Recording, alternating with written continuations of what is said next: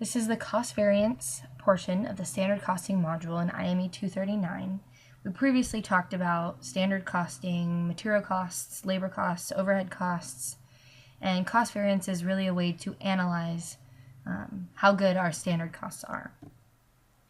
So we'll start with the discussion situation.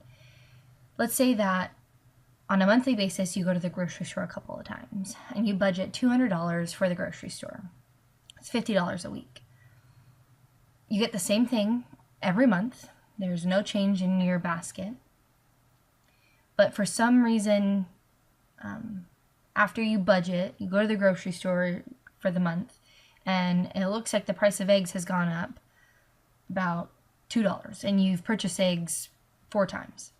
So now you have an actual cost of $208 rather than your budgeted cost of $200. Well, when you look at those two, you have an unfavorable variance of $8. There's $8 difference between the $200 and the $208 that you actually spent. And that's unfavorable because you're spending $8 more on the exact same basket of goods, the exact same materials. So that can happen in a company as well.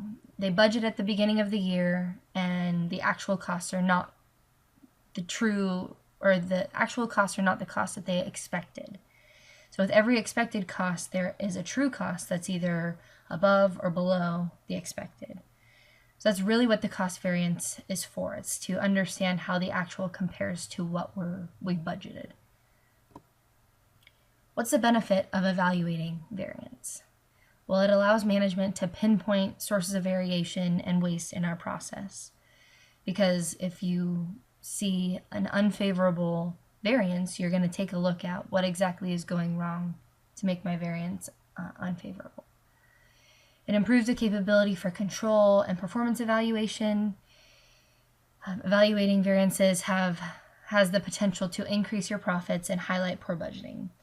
So if there are a couple of time periods where you have an unfavorable cost variance trend, that's a good idea that we should probably be looking into our process and be looking to reduce waste. But likewise, if we have a couple of periods where we're trending favorable, maybe we should look at how we're budgeting and make some adjustments. Maybe we're budgeting too leniently.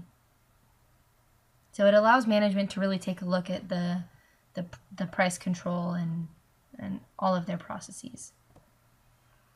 There are different types of cost variance. Essentially, there are 2 different kinds, a price variance and a usage variance. For each type of standard cost, there are these 2 cost variants. So you can see the list at the bottom. Material standard cost has a price variance and a quantity variance. Labor has a rate variance and an efficiency variance. And essentially, that's because we want to know, well, how efficient are we being in budgeting our price versus the actual, and how efficient are we being in budgeting the materials that we're actually using versus or budgeting the materials that we should be using versus actually using the materials that we are using. This image at the top is a great image for people to remember exactly how to use the equations. Probably doesn't make a lot of sense to you at this moment, but as we go forward, this image will continue to pop up, so I will explain it further. The more you see it, the easier it will be to remember. So what are some results that we can get with cost variances? Well, we can get an unfavorable and a favorable result. Favorable variance occurs when the actual is less than the standard. That means using less material, less labor, or less overhead than we budgeted, or we're paying less for that material, labor, or overhead than we budgeted. Like I said before, it's still important to be looking at our favorable variances because we want to make sure that our budget isn't too lenient. We can also get an unfavorable cost variance, and that occurs when the actual is greater than the standard. And that's what happened in our grocery store example. That means using more material, more labor, or more overhead than what was budgeted, or paying more for that material, labor, or overhead than what we budgeted. And that can be a sign of waste or inefficiencies. So we talked about it a little bit on the previous series of standard cost videos, but typically budgets and forecasts help to determine standard costs. And that's through forecasting production quantities, budgeting costs, labor agreements, but our actual costs can be extracted from our purchasing statements, accounts payable, and income sheets.